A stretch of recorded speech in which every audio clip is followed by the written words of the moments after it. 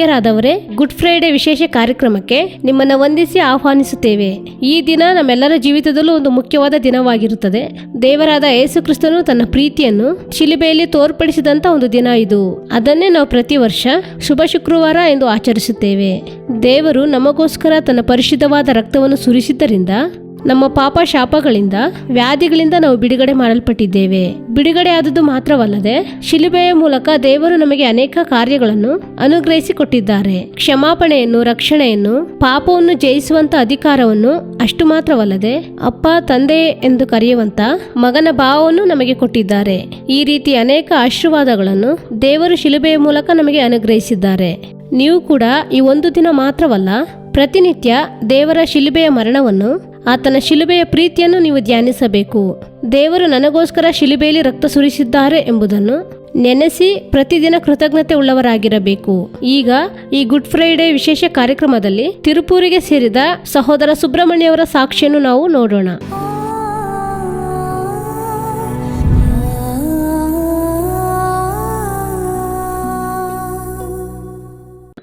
ಇವರ ಹೆಸರು ಸುಬ್ರಹ್ಮಣಿ, ಸ್ವಂತ ಊರು ತಿರುಪೂರ್. ಕ್ರೈಸ್ತರು ಅಂದರೆ ಇವರಿಗೆ ಇಷ್ಟವಿಲ್ಲ. ಅವರ ಧರ್ಮದಲ್ಲಿ ಬಹಳ ಭಕ್ತಿಯಿಂದ ಇರುವರು. ಇವರು ಹುಡುಗಾಟಕ್ಕೆ ಬೀರ್ ಕುಡಿಯಲು ಆರಂಭಿಸಿ ಒಂದು ದಿನಕ್ಕೆ ಹಾಫ್ ಕುಡಿಯುವ ಹಂತಕ್ಕೆ ಹೋಗಿಬಿಟ್ಟರು. ಇವರಿಗೆ ಕುಡಿಯದೇ ಇದ್ದರೆ ಕುಡಿಲಿಲ್ಲ ಅಂದ್ರೆ ಫುಲ್ಲು ಸೈಕೋ ತರ ಬಿಡುವೆ. ನನಗೆ ಒಂದು ದಿವಸಕ್ಕೆ 600 ರೂಪಾಯಿ ಸಂಬಳ, ಆದರೆ ನಾನು ಹೋಗ್ಬಿಟ್ಟು 2000 ರೂಪಾಯಿ ಕುಡಿತಾ ಇದ್ದೆ. ಚೈನ್ ಇದ್ರೆ 8 ಜೊತೆ ಇಸ್ಕೊಂಡೋಗುವೆ, ಓಲೆ ಇದ್ರು ಇಸ್ಕೊಂಡೋಗುವೆ, ಜುಮ್ಕಿ ಇದ್ರು ತಗೊಂಡೋಗಿ ಇಟ್ಬಿಡ್ತಾ ಇದ್ದೆ. ಎಲ್ಲದೂ ಕುಡ್ದೆ ಕಳ್ಕೊಂಡೆ. ನಮ್ಮ ಅತ್ತೆ 1 ಲಕ್ಷ ದುಡ್ಡು ಕೊಟ್ಟಿದ್ರು, ಅದ್ರಲ್ಲಿ 60,000ನ ಬರೀ ಕುಡ್ದೆ ಹಾಳು ಮಾಡ್ಬಿಟ್ಟೆ. ನಾನು ಕುಡ್ಕೊ ಬಂದೆ ಅಂತಂದರೆ ನಮ್ಮ ಮನೆಯವಳೇನಾದ್ರು ಮಾತಾಡಿದ್ರೆ ಅವಳಿಗೆ ಇನ್ನು ಒದೆನೇ ಗ್ಯಾರಂಟಿ. ಸುಮ್ಮನಿದ್ರೆ ಬಿಟ್ಬಿಡುವೆ, ಏನಾದ್ರು ಮಾತಾಡಿದರೆ ಯಾವುದ್ರಲ್ಲಿ ಒದೆ ಬೀಳ್ತದೋ ಗೊತ್ತಿಲ್ಲ. ಸಿಕ್ಕಿದ್ರಲ್ಲಿ ಶೂ ಅಲ್ಲಿ, ಕೋಲಲ್ಲಿ ಯಾವುದ್ರಲ್ಲ ಹೊಡಿತಾ ಇರೋವೆ.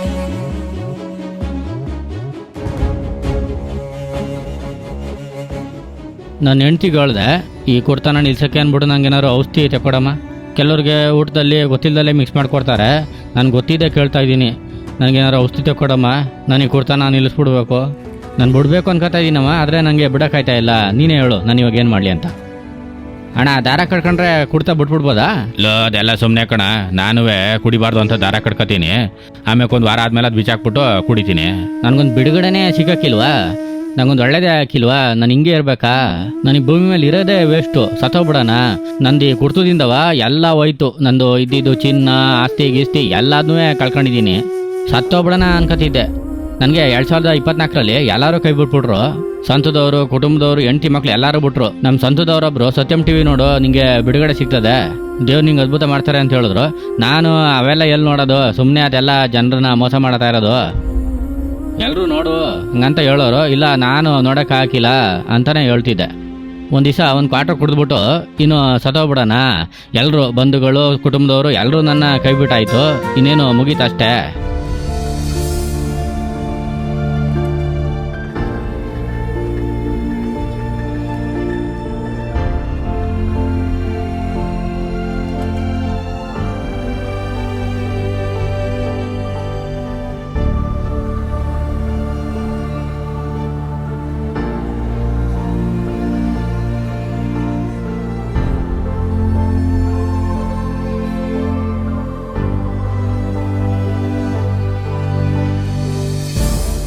ಸರಿ ತಡಿ, ಸತ್ಯಂ ಟಿವಿ ಹಾಕ್ಬಿಟ್ಟು ನೋಡೋಣ ಅಂದ್ಬಿಟ್ಟು ಈ ಮನೇಲೆ ಅಲ್ಲಿ ಹಾಕೋಬಿಟ್ಟು ಕೂತಿದ್ದೆ.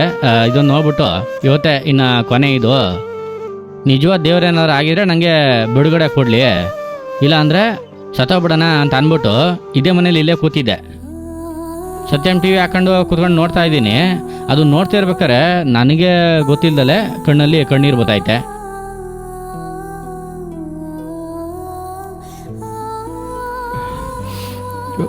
ಕಣ್ಣೀರು ಬತ್ತಾಯಿತು.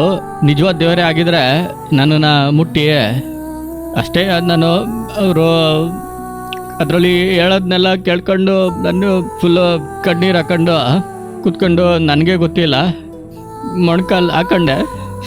ನನಗೆ ಏನು ಹೇಳ್ಬೇಕು, ಏನು ಮಾತಾಡ್ಬೇಕು ಏನೂ ಗೊತ್ತಿಲ್ಲ. ಮೊಣಕಾಲ ಹಾಕೋಬಿಟ್ಟು ಹಂಗೆ ಅಳ್ತಾ ಇದ್ದೀನಿ. ನಾನು ಯಾವತ್ತೂ ಅಳಕಿಲ್ಲ. ನನ್ನಿಂದ ಒಂದು 4 ಜನ ಹತ್ತವರೇ ಹೊರ್ತು ನಾನು ಯಾವತ್ತೂ ಅಳಕಿಲ್ಲ. ಅವತ್ತೇ ಫಸ್ಟು ನಾನು ಹತ್ತಿದ್ದು. ಅವತ್ತೇ ನೋಡಿ ಆ ಕ್ವಾಟ್ರು ಅದೆಲ್ಲ ಬಿಟ್ಟೋಯ್ತು. ಇನ್ನು ಕುಡಿಯೋದೇ ಇಲ್ಲ. ಆಮೇಲೆ ನಾನು ಕೆಲ್ಸಕ್ಕೆ ಹೋದೆ. ನನ್ನ ಫ್ರೆಂಡು ಕರೆದ, ಬಾ ಕುಡ್ಕೊ ಬರೋಣ. ನಾನು ಬರೋಕ್ಕಿಲ್ಲ, ನಾನು ಈ ಥರ ಮೋಹನ್ ಲಾಜರಸ್ ಅವ್ರದ್ದು ಪ್ರೋಗ್ರಾಮ್ ನೋಡಿದೆ, ನನಗೆ ಬಿಡುಗಡೆ ಸಿಕ್ಕೈತೆ, ಕುಡಿಬೇಕಂತ ಅನ್ನಿಸ್ತಾ ಇಲ್ಲ, ನಾನು ಬರೋಕ್ಕಿಲ್ಲ, ನೀನು ಹೋಗ್ಬಿಟ್ಟು ಕುಡ್ಕೊ ಬಾ. ಅದ್ಭುತ ನಂಗೆ ನಡೆದೈತೆ ನೋಡು. ನಾನು ಇಷ್ಟೊತ್ತಿಗೆ ಸತ್ತೋಬೇಕಾಯ್ತು, ಸತ್ತು 3 ದಿನ ಆಗಬೇಕಾಯ್ತು. ನನ್ನ ಕುಟುಂಬದವರೆಲ್ಲ ಬಂದು ಅಳಬೇಕಾಗಿತ್ತು. ಹಂಗಂತ ಹೇಳ್ದೆ. ನೋಡೋಣ, ದಾರ ಕಟ್ಕೊಂಡು ಕುಡಿದ್ರೆ ರಕ್ತ ಕಟ್ಕೊಂಡು ಸಾಯ್ತಾರೆ ಅಂತ ಹೇಳ್ತಾರೆ. ಆದರೂ ನಾನು ಕುಡಿತಾನೆ ಇದ್ದೇನೆ. ನೀನು ಬೇಕಂದ್ರೆ ನೋಡು, 1 ತಿಂಗಳಲ್ಲಿ ಮತ್ತೆ ಕುಡಿತೀಯ. ನಾನು ಕುಡಿಯೋಕ್ಕಿಲ್ಲ, ನನಗೆ ಬಿಡುಗಡೆ ಸಿಕ್ತು. ಯಾರಂದ್ರೆ ಏಸಪ್ಪ ಕೊಟ್ಟಿದ್ದು. 1 ವರ್ಷ ಆಯಿತು. ನಂಗೆ ಒಂದ್ಸಲಿನೂ ಅದು ನೋಡಿ ಚಿಂತನೆ ಬಂದಿಲ್ಲ. 2 ಅಂಗಡಿ ಐತೆ. ನಾನು ಇಲ್ಲಿಂದ ಹೋಗ್ಬೇಕಾರೆ 2 ಅಂಗಡಿ ಐತೆ. ನಾನು ಮುಂಚೆ ದಾಟ್ಕೊಂಡು ಹೋಗ್ಬೇಕಾರೆ ಅಲ್ಲಿ ಅಂಗಡಿಲೇ ಕುಡಿತಾ ಇದೆ. ಆದ್ರೆ ಇವಾಗ 1-1.5 ವರ್ಷ ಆಯಿತು. ನನಗೆ ಯೋಚನೆ ಬರೋಕ್ಕಿಲ್ಲ. ಕೆಲವರು ಕುಡಿದ್ಬಿಟ್ಟು ಬಿದ್ದಿರೋದು ನೋಡ್ಬೇಕಾರೆ ಅವ್ರಿಗೋಸ್ಕರ ನಾನು ಪ್ರಾರ್ಥನೆ ಮಾಡುವೆ. ದೇವರೇ, ಅವರು ತಿಳಿದಲ್ಲೇ ಕುಡಿತಾವ್ರೆ, ಅವ್ರಿಗೆ ಬಿಡುಗಡೆ ಕೊಡಿ, ಅವ್ರಿಗೆ ಅದ್ಭುತ ಮಾಡಿ, ಹಂಗಂತ ಪ್ರಾರ್ಥನೆ ಮಾಡ್ಕೊಂಡು ಹೋಗ್ತೀನಿ. ಇವಾಗ ನನ್ನ ಹೆಂಡತಿ, ನನ್ನ ಮಕ್ಕಳು ಎಲ್ಲರೂ ನನ್ನ ಮೇಲೆ ತುಂಬ ಪ್ರೀತಿಯಿಂದ ಅವ್ರೆ. ಅಪ್ಪ ಅಂದ್ಬಿಟ್ಟು ಎಲ್ಲೇ ಹೋದ್ರೂ ನನಗೆ ಅಷ್ಟೊಂದು ಪ್ರೀತಿ ತೋರಿಸ್ತಾರೆ. ಸತ್ಯಂ ಟಿವಿಲಿ ಮೋಹನ್ ಲಾಜರಸ್ ಸಣ್ಣವ್ರದ್ದು ಪ್ರೋಗ್ರಾಮ್ ಬರ್ತದೆ ಈ ಶನಿವಾರ ಭಾನುವಾರ. ಕೆಲವರು ದುಡ್ಡು ಇಸ್ಕೊಂಡು ಸಾಕ್ಷಿ ಹೇಳ್ತಾರೆ ಅಂತ ಹೇಳ್ತಾರೆ. ನಾನು ಫಸ್ಟು ಇಲ್ಲಿ ಜನಗಳು ಕಷ್ಟದಲ್ಲಿ ಒಂದು 5-10 ಸಾವಿರಕ್ಕೆ ಆಸೆ ಬಿದ್ದುಬಿಟ್ಟು ಈ ಥರ ಸಾಕ್ಷಿ ಹೇಳ್ತಾರೆ ಅಂತ ಅನ್ಕೊಂಡಿದ್ದೆ. ಹಿಂಗೆಲ್ಲ ಅದ್ಭುತ ನಡೆಯೋಕ್ಕಿಲ್ಲ ಅಂತ ಹೇಳುವೆ. ಹಂಗೆ ಹೇಳ್ದು ನಾನೇ ಇವತ್ತೊಂದು ಸಾಕ್ಷಿ ನಿಂತಿದ್ದೀನಿ. ಯೇಸಪ್ಪನ ಬಗ್ಗೆ ಹೇಳಿದ್ರೆ ಹೊಡಿತಾರೆ, ನಿನಗೆ ಮತಾಂತರ ಮಾಡ್ತಾವನೆ ಅಂತ ಹೇಳ್ತಾರೆ, ಹಂಗಂತೆಲ್ಲ ಹೇಳ್ತಾರೆ. ಆದರೂ ನಾನು ಯಾರಿಗೂ ಭಯಪಡ್ತಾ ಇಲ್ಲ. ನಾನು ಕೆಲಸ ಮಾಡೋ ಜಾಗದಲ್ಲಿ, ಆಫೀಸಲ್ಲಿ ಎಲ್ಲರಿಗೂ ಹೇಳ್ತೀನಿ. ಬೀದಿಲಿ ಹೋಗೋ ಬರೋನ ಹತ್ರ ಎಲ್ಲ ಹತ್ರನೂ ಹೇಳ್ತೀನಿ. ನಾನು ಯಾರಿಗೆ ಭಯಪಡಬೇಕು ಹಂಗಂತ ಹೇಳ್ತೀನಿ. ನೀನು ಹೊಡ್ತಾ ತಿಂತೀಯ ಅಂತ ಹೇಳ್ತಾರೆ. ನಾನು ಹೇಳ್ತೀನಿ, ನಮಗೋಸ್ಕರ ಏಸಪ್ಪ ಜೀವನೇ ಕೊಟ್ಟವ್ರೆ.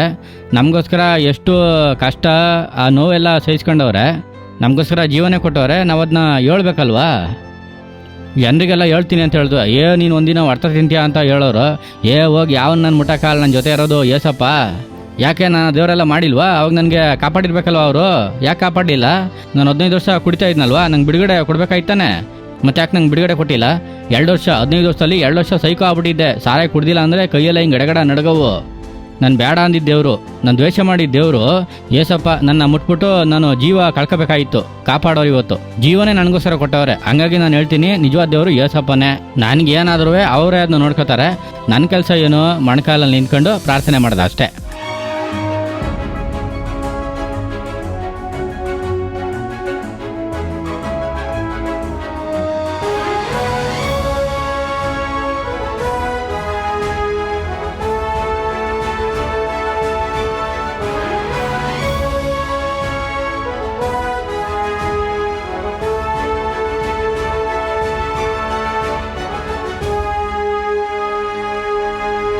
ದಿನಾಲೂ 1 ಗಂಟೆ ನೆಟ್ಟು ಮೊಣಕಾಲು ಹಾಕೊಂಡು ನಾನು ಪ್ರಾರ್ಥನೆ ಮಾಡ್ತೀನಿ. 15 ವರ್ಷದ ಕುಡ್ತದ ಅಭ್ಯಾಸದಿಂದ ಬಿಡುಗಡೆ ಕೊಟ್ಟಂತ ಯೇಸಪ್ಪನಿಗೆ ಸ್ತೋತ್ರ.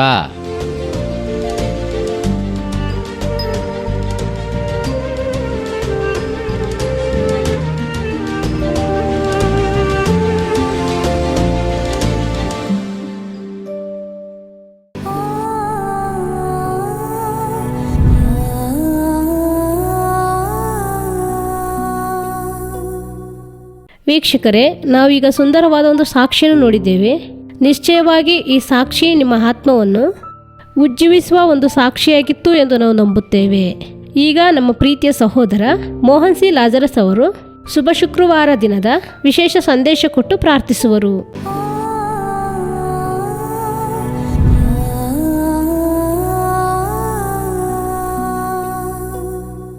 ಪ್ರಿಯರಾದವರೇ, ಯೇಸುಕ್ರಿಸ್ತನ ನಾಮದಲ್ಲಿ ನಿಮಗೆ ನನ್ನ ಪ್ರೀತಿಯ ವಂದನೆಗಳು. ಶಿಲುಬೆಯಲ್ಲಿ ಯೇಸು ಸುರಿಸಿದಂಥ ಆ ರಕ್ತ, ಆತನು ಶಿಲುಬೆಯಲ್ಲಿ ಪಟ್ಟಂಥ ಕಷ್ಟಗಳನ್ನು ನೀವು ನೋಡುವಾಗ ಆತನು ಸುರಿಸಿದ ರಕ್ತ, ಆತನು ವಹಿಸಿಕೊಂಡ ಗಾಯಗಳು, ಆತನು ವಹಿಸಿಕೊಂಡ ನಿಂದೆ, ಅವಮಾನಗಳು, ಈ ರೀತಿ ಹಲವಾರು ಕಾರ್ಯಗಳು ಇವೆ. ಅದರಲ್ಲಿ ಆತನ ರಕ್ತ, ಆತನು ಸುರಿಸಿದಂಥ ರಕ್ತ, ಅದರ ಕುರಿತಾಗಿ ಯೋಚಿಸಿ ನೋಡಿರಿ. ಆತನು ಶಿಲುಬೆಯಲ್ಲಿ ರಕ್ತ ಸುರಿಸಿ ಸಾಯುವುದಕ್ಕೆ ತನ್ನನ್ನು ಒಪ್ಪಿಸಿಕೊಟ್ಟನು. ಶಿಲುಬೆಯಲ್ಲಿ ಆತನ ರಕ್ತ ಸುರಿಸಲ್ಪಟ್ಟಿತು.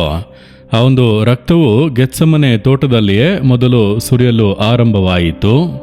ಆತನು ಬಹಳ ದುಃಖದಿಂದ ಪ್ರಾರ್ಥಿಸುವಾಗ ಆತನ ಬೆವರಿನ ಹನಿಗಳು ದೊಡ್ಡ ರಕ್ತದ ಹನಿಗಳಂತೆ ಬಿದ್ದವು. ಎಂಬುದಾಗಿ ನಾವು ವಾಕ್ಯದಲ್ಲಿ ನೋಡುತ್ತೇವಲ್ವ. ಅಲ್ಲಿಯೇ ರಕ್ತ ಸುರಿಯಲು ಆರಂಭವಾಯಿತು. ಅದರ ನಂತರ ಆ ದೇಶಾಧಿಪತಿಯ ಅರಮನೆಯಲ್ಲಿ ಆತನನ್ನು ಚಾಟಿಯಿಂದ ಹೊಡೆಯುವಾಗ ಅಲ್ಲಿ ಆತನ ರಕ್ತವು ಸುರಿಸಲ್ಪಟ್ಟಿತು. ಆತನ ಮೇಲೆ ಒಂದು ಭಾರವಾದ ಶಿಲುಬೆಯನ್ನು ಹೊರಿಸಿ ಆತನನ್ನು ಯೆರೂಸಲೇಮಿನ ಬೀದಿಯಲ್ಲಿ ಎಳೆದುಕೊಂಡು ಹೋಗುತ್ತಾರೆ, ಅವಮಾನ ಪಡಿಸುತ್ತಾರೆ, ಹೊಡೆಯುತ್ತಾರೆ, ಚಿತ್ರಹಿಂಸೆ ಪಡಿಸುತ್ತಾರೆ. ಅಲ್ಲೆಲ್ಲ ರಕ್ತ ಸುರಿಸಲ್ಪಡುತ್ತಾ ಇದೆ. ಗೋಲ್ಗೊತ್ತಾ ಬೆಟ್ಟದ ಮೇಲೆ ಕರೆತಂದು ಆತನನ್ನು ಶಿಲುಬೆಯ ಮೇಲೆ ಮಲಗಿಸಿ ಕೈಗಳಲ್ಲಿ ಮೊಳೆ ಹೊಡೆಯುತ್ತಾರೆ, ಕಾಲುಗಳಲ್ಲಿ ಮೊಳೆ ಹೊಡೆಯುತ್ತಾರೆ. ಆ ರಕ್ತವು ಆತನ ಕೈಗಳಿಂದ ಆತನ ಕಾಲುಗಳಿಂದ ಹರಿದು ಬರುತ್ತಾ ಇದೆ. ನಡುನೆತ್ತಿಯಿಂದ ಅಂಗಾಲಿನವರೆಗೂ ಕೂಡ ನೋಡಿದರೆ ಆತನ ದೇಹ ಪೂರ್ತಿ ರಕ್ತ ಸುರಿಯುತ್ತಲೇ ಇದೆ. ಕೊನೆಯದಾಗಿ ಆತನು ಸತ್ತನು ಎಂಬುದಾಗಿ ನೋಡುವುದಕ್ಕೆ ಒಬ್ಬ ಸಿಪಾಯಿ ಆತನ ಪಕ್ಕೆಯಲ್ಲಿ ಈಟಿಯಿಂದ ತಿವಿದಾಗ ರಕ್ತವು ನೀರು ಹೊರಗೆ ಬಂದಿತು ಎಂಬುದಾಗಿ ವಾಕ್ಯದಲ್ಲಿ ನೋಡುತ್ತೇವೆ. ಅಂದ್ರೆ ಅದರ ಮೇಲೆ ರಕ್ತವೇ ಇಲ್ಲ, ಎಲ್ಲ ರಕ್ತವೂ ಕೂಡ ಸುರಿಸಲ್ಪಟ್ಟಿತು ಎಂಬುದಾಗಿ ಹೇಳಲ್ಪಟ್ಟಿದೆ. ಯಾಕೆ ಆ ರೀತಿ ರಕ್ತ ಸುರಿಸಲ್ಪಡಬೇಕು? ಈಗ ನೋಡಿರಿ, ಒಬ್ಬರು ಸಹೋದರ ಸಾಕ್ಷಿ ಹೇಳಿದ್ದನ್ನು ನೀವು ಕೇಳಿದಿರಲ್ಲ. ಸುಬ್ರಹ್ಮಣಿ ಎಂಬಂತ ಸಹೋದರ ತಿರುಪೂರಿಗೆ ಸೇರಿದವರು. ಮದ್ಯಪಾನವನ್ನು ಕುಡಿದು ಕುಡಿದು ಕುಡಿದು ಬಿಡುವುದಕ್ಕಾಗದಿರುವಂಥ ಒಂದು ಪರಿಸ್ಥಿತಿಗೆ ಬಂದರು. ಡೈಲಿ ಸಂಪಾದನೆ ಮಾಡುವುದಕ್ಕಿಂತ ಹೆಚ್ಚಾಗಿ ಕುಡಿಯುವುದಕ್ಕೆ ಆರಂಭಿಸಿದರು. 600 ರೂಪಾಯಿ ಸಂಬಳ, 2000ಕ್ಕೆ ಕುಡಿಯುವಂಥದ್ದು. ಹಾಗಾದ್ರೆ ಮಿಕ್ಕದೆಲ್ಲ ಸಾಲ. ಹೆಂಡತಿಯಿಂದ ನೆಮ್ಮದಿಯಾಗಿರುವುದಕ್ಕೆ ಆಗಲಿಲ್ಲ. ಅವರೇ ಹೇಳುತ್ತಾರಲ್ಲ, ಹೆಂಡತಿಯನ್ನು ಹೊಡೆದು ವೇದನೆ ಪಡಿಸಿ ಕುಟುಂಬವೇ ನರಕವಾಗಿ ಬಿಟ್ಟಿತು. ಪಾಪ ಒಬ್ಬ ಮನುಷ್ಯನ ಜೀವಿತದಲ್ಲಿ ನುಸುಳಿದರೆ ಆ ರೀತಿಯಾಗಿಯೇ ಒಬ್ಬ ವ್ಯಕ್ತಿಯೊಳಗೆ ಆ ಒಂದು ಪಾಪ ಬಂದರೆ ಅದು ಆ ವ್ಯಕ್ತಿಯನ್ನು ಮಾತ್ರವಲ್ಲ, ಆ ವ್ಯಕ್ತಿಯ ಇಡೀ ಕುಟುಂಬವನ್ನೇ ಅದು ಬಾಧಿಸುತ್ತದೆ. ಆ ರೀತಿಯಾಗಿ ಇವರ ಜೀವಿತ ಎಷ್ಟು ಕಷ್ಟಪಟ್ಟಿರ್ತಾರಲ್ಲ ಅವರ ಹೆಂಡತಿ ಮಕ್ಕಳೆಲ್ಲ. ಆ ರೀತಿಯಾಗಿ ಒಂದು ವೇದನೆಯಲ್ಲಿದ್ದಂಥ ಸಹೋದರ ಆ ಸಮಯದಲ್ಲಿ ಅವರೊಳಗೆ ಪಾಪದಿಂದ ಉಂಟಾದಂಥ ಕೇಡು ಏನೆಂದು ಅವರಿಗೆ ಅರ್ಥವಾಯಿತು. ಇದು ನಮ್ಮನ್ನು, ನಮ್ಮ ಕುಟುಂಬವನ್ನು ಬಾಧಿಸುತ್ತಾ ಇದೆ, ನಮ್ಮ ಸುತ್ತ ಇರುವವರನ್ನು ಬಾಧಿಸುತ್ತಾ ಇದೆ, ಇದು ಬೇಡ. ಅದನ್ನು ಬಿಡಬೇಕೆಂದು ಅಂದುಕೊಂಡಾಗ ಬಿಡಲು ಆಗಲಿಲ್ಲ. ಅದುವೇ ಪಾಪಕ್ಕೆ ಇರುವಂಥ ಒಂದು ಶಕ್ತಿ. ಪಾಪ ಒಬ್ಬ ವ್ಯಕ್ತಿಯನ್ನು ಪಾಶ್ಯದ ಹಾಗೆ ಬಂಧಿಸುತ್ತದೆ ಎಂದು ಜ್ಞಾನೋಕ್ತಿಗಳು 5:22 ಹೇಳಲ್ಪಟ್ಟಿದೆ. ಒಬ್ಬ ಮನುಷ್ಯನನ್ನು ಪಾಶಗಳಿಂದ ಕಟ್ಟಿ ದಾಸರನ್ನಾಗಿ ಮಾಡುತ್ತದೆ. ಅವನು ಅಂದುಕೊಂಡರೂ ಬಿಡುವುದಕ್ಕೆ ಆಗುವುದಿಲ್ಲ. ಅವನೇನೇ ಅಂದುಕೊಂಡರೂ ಕೂಡ ಹೊರಗೆ ಬರೋದಕ್ಕೆ ಆಗುವುದಿಲ್ಲ. ಅವನಿಗೆ ಬಿಡುಗಡೆ ಕೊಡಲು ಒಬ್ಬರು ಅವಶ್ಯ. ಅದಕ್ಕಾಗಿಯೇ ದೇವರು ಮನುಷ್ಯನಾಗಿ ಬಂದರು. ಯೇಸು ಕ್ರಿಸ್ತನು ಪಾಪಿಗಳನ್ನು ರಕ್ಷಿಸಲು ಈ ಲೋಕಕ್ಕೆ ಬಂದನು ಎಂಬುದಾಗಿ ನೋಡುತ್ತೇವೆ. ಈ ರೀತಿ ಪಾಪದಲ್ಲಿರುವಂಥ ಮನುಷ್ಯರನ್ನು ರಕ್ಷಿಸಲು ದೇವರು ಅವರನ್ನು ಬಿಡುಗಡೆ ಮಾಡಲು ಈ ಲೋಕದಲ್ಲಿ ಮನುಷ್ಯನಾಗಿ ಬಂದರು. ಹಾಗಾದರೆ ಯೇಸು ಕ್ರಿಸ್ತನು ಶಿಲುಬೆಯಲ್ಲಿ ರಕ್ತ ಸುರಿಸಿ ಸತ್ತಂತ ಆ ಒಂದು ಸಂಭವವನ್ನು ನಾವು ಸತ್ಯವೇದದಲ್ಲಿ ಓದುವಾಗ ಯೇಸು ಕ್ರಿಸ್ತನು ನೋಡಿರಿ, ಇಬ್ರಿಯರಿಗೆ 9ನೇ ಅಧ್ಯಾಯ 12ನೇ ವಾಕ್ಯದಲ್ಲಿ, ಹೋತಗಳ ಮತ್ತು ಹೋರಿ ಕರಗಳ ರಕ್ತವನ್ನು ತೆಗೆದುಕೊಳ್ಳದೆ ಸ್ವಂತ ರಕ್ತವನ್ನೇ ತೆಗೆದುಕೊಂಡು ನಮಗೋಸ್ಕರ ನಿತ್ಯ ವಿಮೋಚನೆಯನ್ನು ಸಂಪಾದಿಸಿಕೊಂಡವನಾಗಿ ಒಂದೇ ಸಾರಿ ದೇವರ ಸನ್ನಿಧಾನಕ್ಕೆ ಪ್ರವೇಶಿಸಿದನು. ಸ್ವಂತ ರಕ್ತವನ್ನು ತೆಗೆದುಕೊಂಡು ಪಾಪದಿಂದ ನಮ್ಮನ್ನು ವಿಮೋಚಿಸುವಂತ ಒಂದು ಅನುಭವವನ್ನು ಆತನು ಉಂಟು ಮಾಡಿದನೆಂದು ವಾಕ್ಯದಲ್ಲಿ ನೋಡುತ್ತೇವೆ. ಹಾಗಾದರೆ ಯೆರೂಸಲೇಮಿನ ದೇವಾಲಯದಲ್ಲಿ ಪ್ರಧಾನ ಯಾಜಕನು ವರ್ಷಕ್ಕೆ 1 ಬಾರಿ ಅವನು ಬಲಿಯನ್ನು ಸಮರ್ಪಿಸಿ, ಹಾಗೆ ಜನರು ತಮ್ಮ ಪಾಪಗಳ ಕ್ಷಮಾಪಣೆಗಾಗಿ ಬಲಿ ಕೊಡುವುದಕ್ಕೆ ಅಲ್ಲಿಗೆ ಬರುವರು. ಹೋತದ ಮೇಲೋ ಹೋರಿ ಕರದ ಮೇಲೋ ತಮ್ಮ ಕೈಯನ್ನು ಇಟ್ಟು ತಮ್ಮ ಪಾಪಗಳನ್ನೆಲ್ಲ ಅದರ ಮೇಲೆ ಹೊರಿಸುವ ಹಾಗೆ ಅವರು ಕೈಗಳನ್ನಿಡುವರು. ಅದರ ನಂತರ ಅದರ ರಕ್ತ ಸುರಿಸಲ್ಪಡುತ್ತದೆ. ಆ ರಕ್ತವನ್ನು ತೆಗೆದುಕೊಂಡು ವರ್ಷಕ್ಕೆ 1 ಬಾರಿ ಮಾತ್ರವೇ ಎಲ್ಲ ಜನರಿಗಾಗಿ ಪಾಪ ನಿವಾರಣೆಯನ್ನು ಮಾಡುವಾಗ ಪ್ರಧಾನ ಯಾಜಕನು ಮಹಾಪರಿಶುದ್ಧ ಸ್ಥಳದೊಳಗೆ ಹೋಗುತ್ತಾನೆ. ಆ ಮಹಾಪರಿಶುದ್ಧ ಸ್ಥಳದಲ್ಲಿಯೇ ದೇವರ ಒಡಂಬಡಿಕೆಯ ಮಂಜೂಷ ಇರುತ್ತದೆ. ಅದರೊಳಗೆ ಯಾರು ಸುಮ್ಮನೆ ಹೋಗುವುದಕ್ಕೆ ಸಾಧ್ಯವಿಲ್ಲ. ಯಾಜಕನು ಬಹಳ ಗಮನದಿಂದ ತನ್ನನ್ನು ಪರಿಶುದ್ಧಪಡಿಸಿಕೊಂಡು ಸಿದ್ಧ ಮಾಡಿಕೊಂಡು ಹೋಗಬೇಕಾದಂಥ ಒಂದು ಸ್ಥಳ. ಹಾಗೆ ಪರಿಶುದ್ಧ ಸ್ಥಳಕ್ಕೂ ಮಹಾಪರಿಶುದ್ಧ ಸ್ಥಳಕ್ಕೂ ಮಧ್ಯದಲ್ಲಿ ಒಂದು ಪರದೆ ಇರುತ್ತದೆ. ಆದ್ದರಿಂದ ಜನರೆಲ್ಲರೂ ಕೂಡ ಹೊರಗೆ ಪ್ರಾರ್ಥನೆ ಮಾಡುತ್ತಾ ಇರುತ್ತಾರೆ. ಪ್ರಧಾನ ಯಾಜಕನು ರಕ್ತವನ್ನು ತೆಗೆದುಕೊಂಡು ಹೋಗಿ ಒಳಗೆ ಪ್ರೋಕ್ಷಿಸುವನು. ವಾಕ್ಯದಲ್ಲಿ ಹೇಳಲ್ಪಟ್ಟಿದೆ, ಯೇಸು ಪ್ರಧಾನ ಯಾಜಕನಾಗಿ ಈ ಲೋಕಕ್ಕೆ ಬಂದು ತನ್ನ ಸ್ವಂತ ರಕ್ತವನ್ನು ತೆಗೆದುಕೊಂಡು ತಂದೆಯ ಸಾನ್ನಿಧ್ಯವನ್ನು ಪ್ರವೇಶಿಸಿದನು. ಕುರಿ, ಆಡು, ಹೋರಿ ಯಾವುದೇ ರಕ್ತ ಅಲ್ಲ, ತನ್ನ ಸ್ವಂತ ರಕ್ತವನ್ನು ತೆಗೆದುಕೊಂಡು ನಾನು ಈ ಜನರಿಗೋಸ್ಕರ ರಕ್ತ ಸುರಿಸಿದ್ದೇನೆ, ನನ್ನ ರಕ್ತವನ್ನು ಸುರಿಸಿದ್ದೇನೆ, ನನ್ನ ನಿಮಿತ್ತ ಅವರು ಕ್ಷಮಿಸಲ್ಪಡಬೇಕು ಎಂಬುದಾಗಿ ಆತನು ತಂದೆಯ ಬಳಿಯಲ್ಲಿ ವಿಜ್ಞಾಪಿಸಿದನು. ಆದ್ದರಿಂದಲೇ ನಮ್ಮ ಪಾಪಗಳು ಕ್ಷಮಿಸಲ್ಪಟ್ಟು ಪಾಪದ ಬಲದಿಂದ ಬಿಡುಗಡೆ ಮಾಡಲ್ಪಡುತ್ತೇವೆ. ಈ ಸುಬ್ರಹ್ಮಣ್ಯವರು ನೋಡಿರಿ, ಟಿವಿಯ ಮುಂದೆ ಕುಳಿತು ಸಂದೇಶವನ್ನು ಕೇಳುವಾಗ ಒಂದು ಕಾಲದಲ್ಲಿ ಅವರು ಯೇಸುವನ್ನು ದ್ವೇಷಿಸಿದವರು, ಯೇಸು ದೇವರಲ್ಲ ಎಂಬುದಾಗಿ ಹೇಳಿದವರು. ಈಗ ಯೇಸುವಿನ ಬಳಿ ಬಂದು ಕೇಳುತ್ತಾ ಇದ್ದಾರೆ, ನನಗೊಂದು ಬಿಡುಗಡೆ ಬೇಕು ಎಂಬುದಾಗಿ. ಯಾಕಂದ್ರೆ ಈ ಪಾಪದಿಂದ ಬಿಡುಗಡೆ ಹೊಂದಲು ಅನೇಕ ಮಾರ್ಗಗಳನ್ನು ಅವರು ಪ್ರಯತ್ನಿಸಿದ್ದಾರೆ. ಹೆಂಡತಿಯ ಬಳಿಯಲ್ಲಿ ಏನಾದರೂ ಔಷಧಿಯನ್ನು ನನಗೆ ತರಿಸಿ ಕೊಡು, ಈ ಕುಡಿತವನ್ನು ಬಿಡಬೇಕು ಎಂಬುದಾಗಿ. ಆಗಲೂ ಸಾಧ್ಯವಾಗಲಿಲ್ಲ. ಆದ್ದರಿಂದ ಆತ್ಮಹತ್ಯೆ ಮಾಡಿಕೊಂಡು ಸಾಯೋಣ ಎಂಬಂತ ಒಂದು ತೀರ್ಮಾನಕ್ಕೆ ಬಂದರು. ಆಗಲೇ ಯೇಸು ಅವರನ್ನು ಸಂಧಿಸಿದನು. ಅದ್ಭುತವಾದ ಒಂದು ಬಿಡುಗಡೆ ನೋಡಿದ್ದೀರಾ? ತನ್ನ ದೋಷಗಳನ್ನು ಮುಚ್ಚಿಕೊಳ್ಳುವವನಿಗೆ ಶುಭವಾಗದು, ಅದನ್ನು ಒಪ್ಪಿಕೊಂಡು ಬಿಟ್ಟು ಬಿಡುವವನ ಕರುಣೆ ಹೊಂದುವನು. ಅವರು ಯೇಸುಕ್ರಿಸ್ತನ ಮುಂದೆ ಕಣ್ಣೀರಿನಿಂದ ಅರಿಕೆ ಮಾಡಿ ಪ್ರಾರ್ಥಿಸಿದ ಕೂಡಲೇ ಯೇಸುಕ್ರಿಸ್ತನ ರಕ್ತವು ಅಲ್ಲಿ ಪ್ರಕಟವಾಯಿತು. ಯೇಸುಕ್ರಿಸ್ತನ ರಕ್ತ ಅವರನ್ನು ತೊಳೆದು ಶುದ್ಧೀಕರಿಸಿತು. 1 ಯೋಹಾನ 1ನೇ ಅಧ್ಯಾಯ 7ನೇ ವಾಕ್ಯದಲ್ಲಿ ಯೇಸುಕ್ರಿಸ್ತನ ರಕ್ತವು ಸಕಲ ಪಾಪಗಳನ್ನು ನಿವಾರಣೆ ಮಾಡಿ ನಮ್ಮನ್ನು ಶುದ್ಧೀಕರಿಸುತ್ತದೆ ಎಂಬುದಾಗಿ ಓದುತ್ತೇವೆ. ಆತನ ರಕ್ತವು ನಮ್ಮನ್ನು ಪಾಪಗಳಿಂದ ತೊಳೆದು ಶುದ್ಧೀಕರಿಸುತ್ತದೆ. ಒಂದು ದೊಡ್ಡ ಬದಲಾವಣೆಯನ್ನು ಆ ರಕ್ತದ ಬಲವೇ ನಮ್ಮಲ್ಲಿ ಉಂಟು ಮಾಡುವುದಕ್ಕೆ ಸಾಧ್ಯ. ಈ ಸುಬ್ರಹ್ಮಣ್ಯವರಲ್ಲಿ ಅದನ್ನೇ ದೇವರು ಮಾಡಿದರು. ಇಂದು ನೋಡಿರಿ, ಅವರ ಸ್ನೇಹಿತರೆಲ್ಲ ಹೇಳಿದರು, ನಿನ್ನಿಂದ ಆಗುವುದಿಲ್ಲ, ಯೇಸು ಬಿಡುಗಡೆಯನ್ನು ಕೊಡಲಾಗುವುದಿಲ್ಲ, ಬೇಗನೆ ಬರುತ್ತೀಯ. ಆದರೆ 1 ವರ್ಷದ ಮೇಲೆ ಆಯಿತು. ಈಗ ಕುಡಿಯುವುದೂ ಇಲ್ಲ. ಯೇಸುಕ್ರಿಸ್ತನ ಕುರಿತಾಗಿ ಎಲ್ಲರಿಗೂ ಹೇಳುತ್ತಾ ಇದ್ದಾರೆ. ನೋಡಿರಿ, ಆ ಒಂದು ಸಂತೋಷ, ಬಿಡುಗಡೆಯನ್ನು ಹೊಂದಿದಂಥ ಒಂದು ರಕ್ಷಣೆಯ ಆನಂದ ನಿಮ್ಮ ಜೀವಿತದಲ್ಲಿ ಆ ಯೇಸುಕ್ರಿಸ್ತನ ರಕ್ತದ ಬಲವು ಪ್ರಕಟವಾಗಲು ಸಿದ್ಧವಾಗಿದೆ. ಯೇಸುಕ್ರಿಸ್ತನ ರಕ್ತವು ನಿಮಗೋಸ್ಕರ ಸಿದ್ಧವಾಗಿದೆ. ನಿಮ್ಮ ಹೃದಯವನ್ನು ತೊಳೆದು ಶುದ್ಧೀಕರಿಸಲು ಸಿದ್ಧವಾಗಿದೆ. ನೀವು ಅವಕಾಶ ಕೊಡಬೇಕು. ಯೇಸುವೆ, ನನ್ನ ಹೃದಯವನ್ನು ತೊಳೆಯಿರಿ, ನಿಮ್ಮ ರಕ್ತದಿಂದ ತೊಳೆದು ನನ್ನನ್ನು ಪರಿಶುದ್ಧ ಪಡಿಸಿರಿ ಎಂಬುದಾಗಿ ನಿಜವಾಗಿ ಒಪ್ಪಿಸಿಕೊಟ್ಟರೆ ಇಂದು ಈಗಲೇ ಆತನ ರಕ್ತದ ಶಕ್ತಿ ನಿಮ್ಮೊಳಗೆ ಇಳಿದು ಬರುತ್ತದೆ. ಪಾಪದ ಶಕ್ತಿಯಿಂದ ಬಿಡುಗಡೆ ಉಂಟಾಗುತ್ತದೆ. ನಿಜವಾದ ಸಂತೋಷ ಉಂಟಾಗುತ್ತದೆ. ಆ ಸಂತೋಷವನ್ನು ಅಡಗಿಸಿಡುವುದಕ್ಕೆ ಆಗದೆ ನೀವೆಲ್ಲರಿಗೂ ಕೂಡ ಅದನ್ನು ಹೇಳುತ್ತೀರಿ. ಈ ಅನುಭವವನ್ನು ಹೊಂದಿಕೊಳ್ಳಲು ಬಯಸುತ್ತೀರಾ? ಈಗ ನಾವು ಪ್ರಾರ್ಥಿಸಲಿದ್ದೇವೆ. ನಿಮ್ಮ ಹೃದಯದಲ್ಲಿ ಕೈ ಇಟ್ಟುಕೊಳ್ಳಿರಿ. ನಿಮ್ಮ ಹೃದಯದಲ್ಲಿ ಬಲಗೈಯನ್ನು ಇಟ್ಟುಕೊಂಡು, ಯೇಸುವೆ, ನಿಮ್ಮ ರಕ್ತದಿಂದ ನನ್ನ ಹೃದಯವನ್ನು ತೊಳೆಯಿರಿ. ಈ ಪಾಪಗಳೆಲ್ಲ ನನ್ನನ್ನು ಬಿಟ್ಟು ನೀಗಿ ಹೋಗಲಿ. ಈ ಪಾಪದ ಅಭ್ಯಾಸಗಳೆಲ್ಲ ನನ್ನನ್ನು ಬಿಟ್ಟು ತೊಲಗಲಿ. ಪರಿಶುದ್ಧವಾದಂಥ ಹೃದಯವನ್ನು ಕೊಡಿರಿ. ಯೇಸುಕ್ರಿಸ್ತನ ರಕ್ತ ನನ್ನನ್ನು ತೊಳೆಯಲಿ. ಪ್ರಾರ್ಥಿಸಿ ದೇವರೇ, ಯಾರ್ಯಾರು ತಮ್ಮ ಹೃದಯದಲ್ಲಿ ಕೈ ಇಟ್ಟುಕೊಂಡು, ಯೇಸುವೆ, ನನ್ನ ಹೃದಯದಲ್ಲಿ ಬನ್ನಿರಿ, ನಿಮ್ಮ ರಕ್ತದಿಂದ ಹೃದಯವನ್ನು ತೊಳೆಯಿರಿ, ಪರಿಶುದ್ಧ ಪಡಿಸಿ ಎಂಬುದಾಗಿ ಪ್ರಾರ್ಥಿಸುತ್ತಾ ಇದ್ದಾರೋ ಆ ಮಕ್ಕಳ ಮೇಲೆಲ್ಲ ನಿಮ್ಮ ರಕ್ತದ ಶಕ್ತಿಯು ಇಳಿದು ಬರಲಿ. ಸಮಾಧಾನವನ್ನು ಕಳೆದುಕೊಂಡು ಪಾಪಗಳನ್ನು ಬಿಡುವುದಕ್ಕಾಗದೆ ತವಕಿಸುತ್ತಾ ಇರುವಂತ ಮಕ್ಕಳಿಗಾಗಿ ಪ್ರಾರ್ಥನೆ ಮಾಡುತ್ತೇನೆ. ನಜರೇತಿನ ಯೇಸುಕ್ರಿಸ್ತನ ನಾಮದಲ್ಲಿ ಯೇಸುವಿನ ರಕ್ತದ ಶಕ್ತಿ ಅವರಲ್ಲಿ ಇಳಿಯಲಿ. ಆ ಪಾಪದ ಕಟ್ಟುಗಳು ಲಯವಾಗಿ ಹೋಗಲಿ. ಪಾಪದ ಮೇಲಿರುವಂತ ಆಸೆ ಹೃದಯವನ್ನು ಬಿಟ್ಟು ನೀಗಲಿ. ಪಾಪದ ಮೇಲಿರುವಂತ ಆಸೆ ಯೇಸುವಿನ ನಾಮದಲ್ಲಿ ತೊಲಗಲಿ. ಪಾಪದ ಮೇಲೆ ಒಂದು ದ್ವೇಷ, ಒಂದು ಅಸಹ್ಯ ಹುಟ್ಟಲಿ. ಅವರಿಗೆ ಹೊಸ ಹೃದಯವನ್ನು ಅನುಗ್ರಹಿಸಿ, ನಿಜವಾದ ಸಮಾಧಾನವನ್ನು ಅನುಗ್ರಹಿಸಿ. ಈಗಲೇ ಆ ಮದ್ಯಪಾನದ ಅಭ್ಯಾಸ ತೊಲಗಲಿ. ದೇವರೇ, ಆ ಮಾದಕ ವಸ್ತುಗಳೆಲ್ಲ ನೀಗಿ ಹೋಗಲಿ. ತಪ್ಪಾದ ಅಭ್ಯಾಸಗಳೆಲ್ಲ ಹೃದಯವನ್ನು ಬಿಟ್ಟು ನೀಗಿ ಹೋಗಲಿ. ಒಂದು ಅದ್ಭುತವಾದ ಬದಲಾವಣೆ, ಸಮಾಧಾನ ಉಂಟಾಗಲಿ. ನೀವು ಅದನ್ನು ಅನುಗ್ರಹಿಸಿರುವುದಕ್ಕಾಗಿ ನಿಮಗೆ ಸ್ತೋತ್ರ ಸ್ತೋತ್ರ ಸ್ತೋತ್ರ.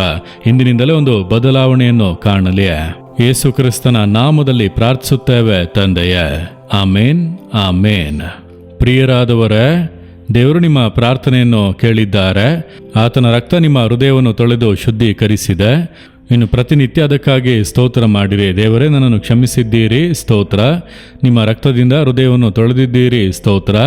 ಸಮಾಧಾನವನ್ನು ಕೊಟ್ಟಿದ್ದೀರಿ, ಸ್ತೋತ್ರ. ನಾನು ಇತರರಿಗೂ ಕೂಡ ಅದನ್ನು ಹೇಳಬೇಕು, ಸುವಾರ್ತೆಯನ್ನು ಸಾರಬೇಕು. ಕೃಪೆ ಕೊಡಿರಿ ಎಂಬುದಾಗಿ ಕೇಳಿರಿ. ದೇವರ ಹೃದಯವನ್ನು ಅದು ಸಂತೋಷಪಡಿಸುವುದು. ಅದಕ್ಕೆ ತಕ್ಕಂತ ಆಶೀರ್ವಾದಗಳನ್ನು ದೇವರು ನಿಮಗೆ ಕೊಡುವರು. ಆಮೇನ್. ಕರ್ತನ ವಾಕ್ಯಗಳನ್ನು ಕೇಳಿದಿರಾ? ದೇವರು ನಿಮ್ಮೆಲ್ಲರೊಂದಿಗೆ ಮಾತನಾಡಿರುತ್ತಾರೆ ಎಂದು ನಾವು ನಂಬುತ್ತೇವೆ. ನಮ್ಮ ಪ್ರೀತಿಯ ಸಹೋದರರೊಂದಿಗೆ ಸೇರಿ ಪ್ರಾರ್ಥಿಸಿದ್ದೀರಿ. ಖಂಡಿತವಾಗಿಯೂ ಕರ್ತನು ನೀವು ಪ್ರಾರ್ಥಿಸಿದ ಒಂದೊಂದು ಪ್ರಾರ್ಥನೆಗೂ ಮುಂದಿನ ದಿನಗಳಲ್ಲಿ ಉತ್ತರ ಕೊಡುವನಾಗಿದ್ದಾನೆ. ಸರಿ ವೀಕ್ಷಕರೇ, ಈ ಕಾರ್ಯಕ್ರಮ ನಿಮಗೆ ಪ್ರಯೋಜನವಾಗಿತ್ತು ಅಂದರೆ ನಿಮ್ಮ ಆಶೀರ್ವಾದಗಳನ್ನು, ನೀವು ಹೊಂದಿದ ಸಾಕ್ಷಿಗಳನ್ನು ನಮಗೆ ತಿಳಿಯಪಡಿಸಲು ಮರೆಯಬೇಡಿರಿ. ಇದೇ ರೀತಿ ಇನ್ನೊಂದು ಕಾರ್ಯಕ್ರಮದಲ್ಲಿ ನಿಮ್ಮನ್ನು ಸಂಧಿಸುವವರೆಗೂ ದೇವರ ಕೃಪೆಯು ನಿಮ್ಮೊಂದಿಗಿರಲಿ. ಆಮೇನ್. For further details and prayer support, Jesus Redeems Ministries, Nalamavadi, Thuthukudi District, 628-211. Our phone number 08035454545. God bless you.